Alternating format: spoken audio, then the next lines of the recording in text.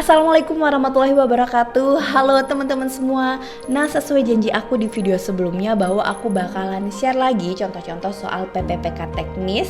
Dan kali ini aku bakalan coba share contoh-contoh soal untuk tes kompetensi PPPK teknis di formasi analis SDM aparatur.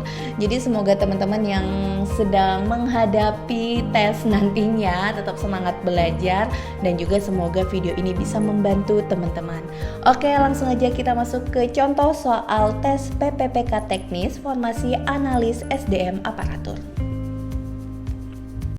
Soal yang pertama, berikut ini adalah asas penyelenggaraan kebijakan dan manajemen ASN kecuali A. Akuntabilitas, B. Profesionalitas, C. Non-diskriminasi, D. Demokrasi, atau E. Persatuan dan kesatuan. Oke teman-teman, jadi hal mengenai asas penyelenggaraan kebijakan dan manajemen ASN ini ada di pasal 2 UU nomor 5 tahun 2014 mengenai ASN. Ya, jadi teman-teman mengenai pengaturan ASN ini dasarnya ada di UU nomor 5 tahun 2014. Jadi di sini kita lihat bahwa penyelenggaraan kebijakan dan manajemen ASN berdasarkan pada asas kepastian hukum, profesionalitas, proporsionalitas, keterpaduan, delegasi, netralitas, akuntabilitas, efektif dan efisien, keterbukaan, non-diskriminatif, persatuan dan kesatuan, keadilan dan kesetaraan, dan juga kesejahteraan. Jadi teman-teman, yang tidak ada di sini ada di opsi D, yaitu demokrasi. Jadi yang bukan asas penyelenggaraan kebijakan dan manajemen ASN adalah D, demokrasi. Soal yang kedua, persyaratan yang harus dipenuhi dalam pengajuan mutasi yaitu kecuali A. Surat permohonan mutasi dari PNS yang bersangkutan, B. Surat persetujuan mutasi dari PPK instansi asal dengan menyebutkan jabatan yang akan diduduki, C. Surat usul mutasi dari PPK instansi penerima dengan menyebutkan jabatan yang akan diduduki, D. Salinan atau fotokopi sah penilaian prestasi kerja bernilai baik dalam 5 tahun terakhir, atau E. Surat keterangan bebas temuan yang diterbitkan inspektorat di mana PNS tersebut berasal. Baik teman-teman, untuk masalah persyaratan pengajuan mutasi itu ada di Peraturan BKN nomor 5 tahun 2019 tentang tata cara pelaksanaan mutasi, dan khususnya ada di pasal 3. Jadi di sini kita cek satu persatu opsinya ya teman-teman. Kita buka pasal 3 Peraturan BKN nomor 5 tahun 2019 tentang tata cara pelaksanaan mutasi. Oke, kita lihat untuk opsi A, surat permohonan mutasi dari PNS yang bersangkutan. Ini ada ya di persyaratan di notasi C, surat permohonan mutasi dari PNS yang bersangkutan. Kemudian untuk opsi B, surat persetujuan mutasi dari PPK instansi asal dengan menyebutkan jabatan yang akan diduduki. Ini juga ada ya teman-teman di notasi E. Nah, kemudian berikutnya opsi C, surat persetujuan mutasi dari PPK instansi asal dengan menyebutkan jabatan yang akan diduduki. Ini juga ada ya teman-teman, kita lihat di pasal 3 notasi D. Kemudian opsi D, salinan atau fotokopi sah penilaian prestasi kerja bernilai baik dalam 5 tahun terakhir. Untuk salinan fotokopi sah penilaian prestasi kerja itu ada di notasi H, tetapi di sini dikatakan hanya dalam jangka waktu 2 tahun terakhir. Jadi opsi D ini adalah yang salah ya teman-teman. Kita lanjutin aja ke opsi E, yaitu surat keterangan bebas temuan yang diterbitkan inspektorat di mana PNS tersebut berasal. Ini ada ya di notasi J. Jadi di sini sudah jelas bahwa persyaratan yang harus dipenuhi dalam pengajuan mutasi kecuali D. Salinan atau fotokopi sah penilaian prestasi kerja bernilai baik dalam 5 tahun terakhir. Oke teman-teman, kita masuk ke soal berikutnya, yaitu soal yang ketiga. Jabatan fungsional dalam ASN terdiri atas A. Jabatan fungsional keahlian dan jabatan fungsional keterampilan. B. Jabatan fungsional keguruan dan jabatan fungsional teknis. C. Jabatan fungsional tenaga kesehatan, jabatan fungsional keguruan dan jabatan fungsional teknis. D. Jabatan fungsional keahlian dan jabatan fungsional teknis. Atau E. Jabatan fungsional tertentu dan jabatan fungsional keterampilan. Baik teman-teman, hal mengenai jabatan fungsional dalam ASN itu ada di UU nomor 5 tahun 2014 tentang ASN. Ya, jadi di bagian ketiga UU tersebut, khususnya di pasal 18 dikatakan bahwa jabatan fungsional dalam ASN terdiri atas jabatan fungsional keahlian dan jabatan fungsional keterampilan.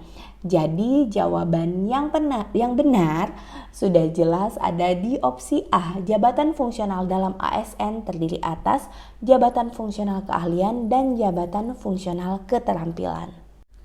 Oke teman-teman, kita masuk ke soal yang berikutnya, yaitu soal yang keempat. Perpanjangan masa hubungan perjanjian kerja PPPK didasarkan pada A. Pencapaian kinerja, kesesuaian kompetensi dan usia pegawai. B. Pencapaian kinerja, kesesuaian kompetensi dan kebutuhan instansi. C. Pencapaian kinerja, kebutuhan instansi dan anggaran instansi. D. Kesesuaian kompetensi dan kebutuhan instansi dan usia pegawai. E. Kebutuhan instansi dan anggaran instansi dan kegiatan instansi.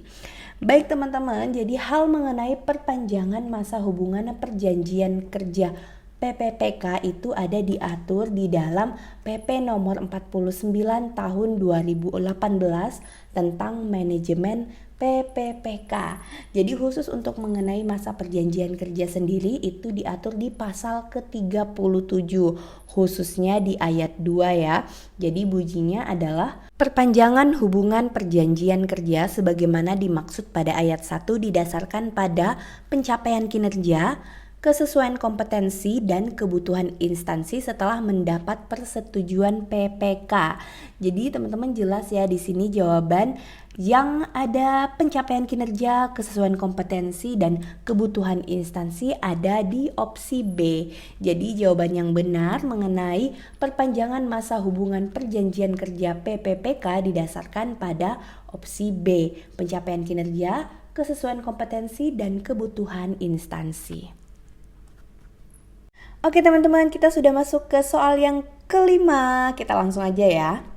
Suatu lembaga yang berfungsi mengawasi pelaksanaan norma dasar, kode etik dan kode perilaku ASN serta penerapan sistem merit dalam kebijakan dan manajemen ASN di instansi pemerintah adalah A. BKN, B. BKPSDM, C. Menpan RB, D. Kementerian Dalam Negeri, atau E. KASN.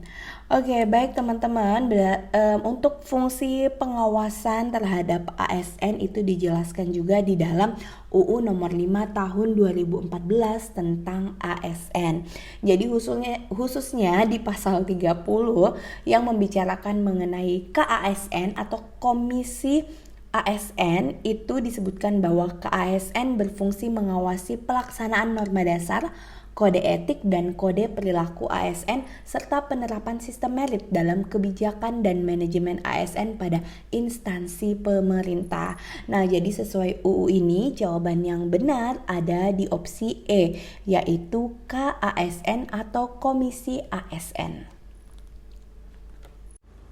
Soal berikutnya, prinsip kebijakan dan manajemen ASN yang berdasarkan pada kualifikasi, kompetensi dan kinerja secara adil dan wajar dengan tanpa membedakan latar belakang politik, ras, warna kulit, agama, asal-usul, jenis kelamin, status pernikahan, umur, atau kondisi kecacatan disebut A. Kinerja ASN, B. Sistem merit, C. Nilai dasar ASN, D. Sasaran kinerja pegawai, atau E. Analisa jabatan. Nah oke teman-teman, jadi penjelasan mengenai hal ini bisa kita temukan di UU nomor 5 tahun 2014 tentang ASN ya, masih di UU tentang ASN ya. Jadi teman-teman, seluruh manajemen ASN itu berdasarkan pada satu sistem yang membuat arah kebijakan dan manajemen ASN itu didasarkan pada kualifikasi, kompetensi, dan kinerja. Ini dilakukan baik untuk perekrutan, mutasi, promosi, maupun untuk pensiun. Jadi sistem ini disebut dengan sistem merit. Jadi penjelasannya ada di halaman depan UU nomor 5 tahun 2014 mengenai penjelasan apa itu sistem merit. Jadi jawaban yang benar di sini jelas ya adalah B, sistem merit. Oke teman-teman, kita masuk ke soal berikutnya yaitu soal nomor 7. Nah soal nomor 7 ini masih mengenai UU nomor 5 tahun 2014 mengenai ASN ya. Nah di sini yang menjadi pertanyaan yaitu pengembangan kompetensi dapat dilakukan melalui pertukaran antara PNS dengan pegawai swasta dalam waktu paling lama 1 tahun dan pelaksanaannya dikoordinasikan oleh. Nah, siapakah yang mengkoordinasikan pertukaran antara PNS dengan pegawai swasta? Ya, nah untuk menjawab soal ini, kita akan merujuk ke pasal 70 UU nomor 5 tahun 2014 tentang ASN. Jadi di situ dibunyikan bahwa selain pengembangan kompetensi sebagaimana dimaksud pada ayat 1, pengembangan kompetensi dapat dilakukan melalui pertukaran antara PNS dengan pegawai swasta dalam waktu paling lama 1 tahun dan pelaksanaannya dikoordinasikan oleh LAN dan BKN.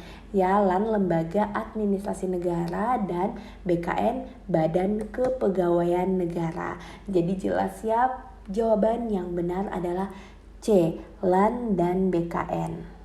Baik teman-teman, kita masuk ke soal berikutnya yaitu soal yang ke-8. Nah ini juga masih menyangkut mutasi ya. Jadi sebenarnya secara teknis umum mutasi ada diatur di UU nomor 5 tahun 2014 seperti juga dengan soal di nomor 8 ini. Sedangkan hal-hal detail teknis pelaksanaannya itu ada di peraturan BKN. Jadi untuk soal nomor 8 ini jawabannya tetap mengacu pada UU nomor 5 tahun 2014 tentang ASN. Kita langsung aja ya. Dalam hal mutasi PNS antar kabupaten kota antar provinsi, hal ini merupakan kewenangan yang ditetapkan oleh A. Mendagri, B. Menpan RB, C. Kepala BKN, D. Gubernur Provinsi Tujuan, atau E. Presiden. Baik teman-teman, kita akan merujuk ke Pasal 73 UU nomor 5 tahun 2014 tentang ASN, di mana pasal ini membicarakan mengenai kewenangan mutasi PNS antar kabupaten kota antar provinsi dan juga mutasi PNS antar instansi lainnya. Khusus untuk soal ini ada di ayat yang keempat. Di situ dikatakan bahwa mutasi PNS antar kabupaten kota antar provinsi dan antar provinsi ditetapkan oleh menteri yang menyelenggarakan urusan pemerintahan dalam negeri setelah memperoleh pertimbangan kepala BKN. Jadi di kalimat ini jelas sekali ya teman-teman bahwa yang menetapkan adalah menteri yang menyelenggarakan urusan pemerintahan dalam negeri, atau dengan kata lain Menteri Dalam Negeri ya. Jadi untuk menjawab soal nomor 8 ini dengan merujuk pasal tadi kita bisa menjawab bahwa dalam hal mutasi PNS antar kabupaten kota antar provinsi yang mempunyai kewenangan adalah Mendagri atau Menteri Dalam Negeri. Jadi jawabannya adalah opsi A, Mendagri. Oke teman-teman, kita masuk ke soal berikutnya yaitu soal ke-9. Ini menyangkut tentang penilaian kinerja. Oke langsung aja ya. Penilaian kinerja PNS berada di bawah kewenangan pejabat yang berwenang pada instansi pemerintah masing-masing dan didelegasikan secara berjenjang kepada atasan langsung dari PNS. Namun selain itu, penilaian kinerja PNS dapat juga dilakukan dengan mempertimbangkan A. Pendapat rekan kerja setingkat, B. Pendapat masyarakat, C. Pendapat keluarga, D. Lama bekerja, atau E. Kesehatan PNS yang dinilai. Baik teman-teman, dalam hal pertimbangan penilaian kinerja PNS itu sudah diatur di UU nomor 5 tahun 2014 tentang ASN juga, khususnya di pasal 77 ayat 3. Di situ dibunyikan bahwa penilaian kinerja PNS sebagaimana dimaksud pada ayat 2 dapat mempertimbangkan pendapat rekan kerja setingkat dan bawahannya. Jadi di antara opsi-opsi di nomor 9 ini tentunya yang sesuai dengan pasal 77 tadi adalah di opsi A, yaitu pendapat rekan kerja setingkat. Oke teman-teman, kita masuk ke nomor terakhir dari video ini, yaitu di nomor ke-10. Nah, di nomor 10 ini adalah hal teknis mengenai mutasi PNS. Jadi nanti jawaban dari soal nomor 10 ini akan merujuk ke peraturan BKN nomor 5 tahun 2019 tentang tata cara pelaksanaan mutasi. Baik, kita langsung aja masuk ke soalnya.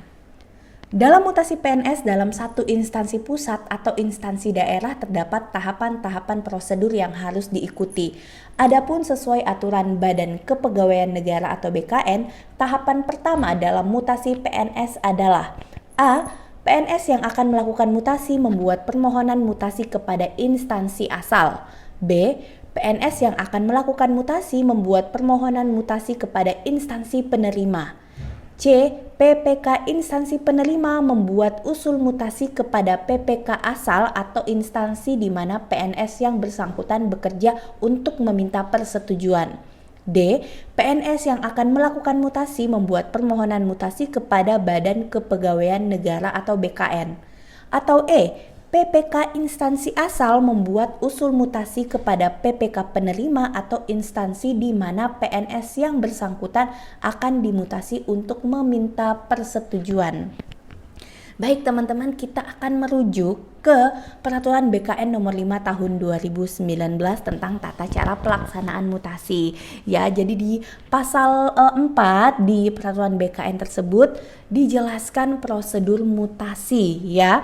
Nah, di poin pertama dalam prosedur tersebut dikatakan bahwa PPK instansi penerima membuat usul mutasi kepada PPK asal atau instansi di mana PNS yang bersangkutan bekerja untuk meminta persetujuan. Oke teman-teman, jadi kalau kita lihat dari prosedur ini, dalam hal mutasi itu PNS bukan mengajukan permohonan terlebih dahulu, tetapi instansi yang akan menerima yang membuat usulan kepada instansi daerah asal pegawai tersebut ya. Jadi teman-teman, opsi yang tepat di sini adalah di opsi C.